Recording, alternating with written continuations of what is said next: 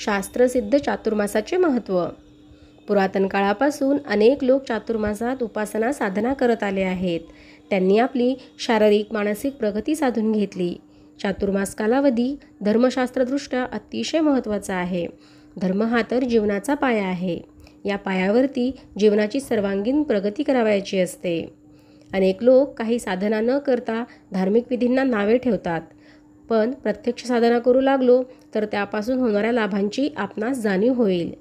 चातुर्मासात दुर्गुणांचा त्याग करून सद्गुणांची पूजा करावयाची असते.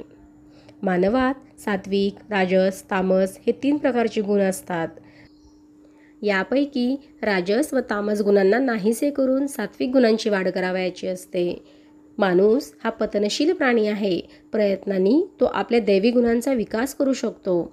चातुर्मासातील उपासना, साधना, व्रताने दैवी गुणांचा विकास निश्चितच होत असतो. दैवी गुण वाढले तर मानवी जीवन आनंदी बनत असते. दैवी संपदा ही मुक्तिदायक आहे आणि असुरी संपदा ही बंधनकारक आहे.